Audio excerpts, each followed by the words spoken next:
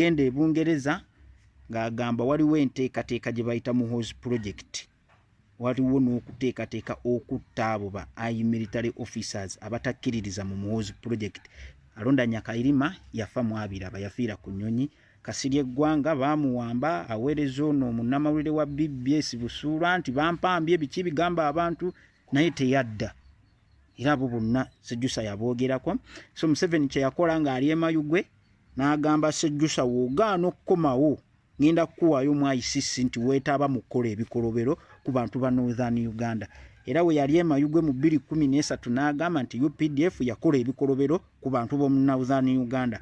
Sejjusa olwamala we yalaba nga kijja mulya n'akkakkana n'akkiriza tesiganya ne Museveni. According to Monique Wyant, a lady from Northern Uganda, yagenda ku Facebook ye n'agamba nti Museveni mu kuteeseganya ne Sejjusa yamuwadde $1,000,000 eya $. Era baagiyisa mu Swiss Bank. Volaba Sejjusa ne mukomawo kwe wana Abannayuganda abasinga twakumanyira ku Facebook. Museveni ne yeefuula amusibaasibamu awo n'amuta ne bateeseganya. Oyo yali kulira kooti maasho yafe ebitategeerekeka. Kati Sejjusa yawummula amagye. Kasirye Gwanga n'afa, Alonda n'afa. Omwana ne bamufuula Commander Land Forces. Bamuwadde pimpu ya General, kati Foster General yakulira eggye kyali okukola. Naye wakati awo mu 2022 Museveni agenda e Rwanda. Museveni wagenda e Rwanda, Muhoozi n'ayagala ogukozesa ng'omukisa. Ne General Mbadde yali CDF ebiseera ebyo naye yali out of the country kuba baali bakibaze. Muhoozi n'ayagala okukozesa omukisa ogwo okuwamba. Kumbe mu family mwennyini mulimu abali emabega w'Erweru. Okay? Erweru wa Lwaboogo obuzibu we buli wano wakulu nnyo. Balwaboogo ne Janet Kataha Museveni First Lady ne balagira Erweru okuteeka all army barracks ku standby class 1 n'agirangirira.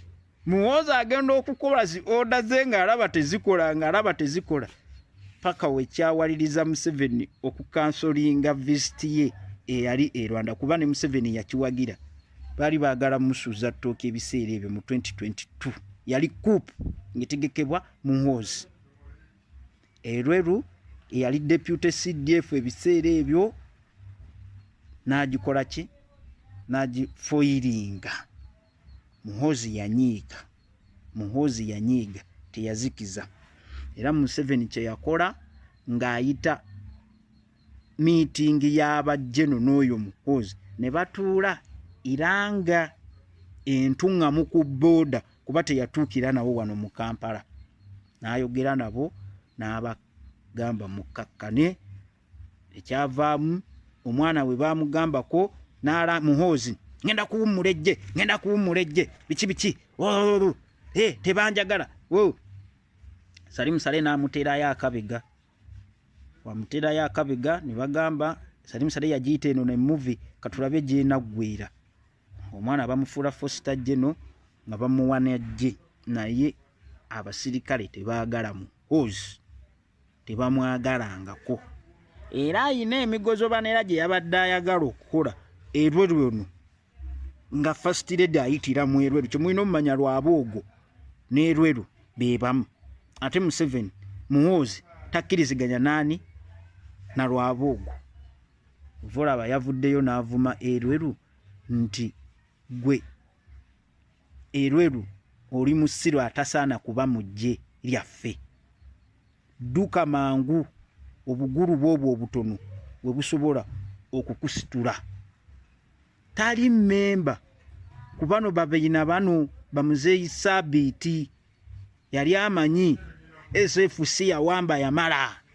Kuba Museveni lumu yayogera nako nti abaana ba UPDF abafiiridde Congo bebeekubya amasasi nga tebamanyi kukozesa mmundu. No mu UPDF ekyo ekintu kye kisudde Gaddafi, kye kisudde Bashir olw'obutaba na bwesigwa mu nomo armies ne basalawo zimba militias nga defense minister Mambazi we yagamba nti buli Munnayuganda waddembe okukola ki militia Aroboyi SFC LDU.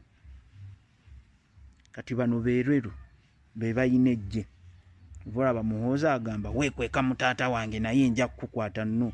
Lwaboogo ne First Lady kwe yavudde okugamba nti maama teri amusinga ye yekka gwe nsobola owagira okufuuka female president wa Uganda, naye nga tawagidde Lwaboogo kyeyabadde ategeeza. So ekyo kyekiri okukuba erweru okuva ku standby class 1 we yamulemesa okuwamba.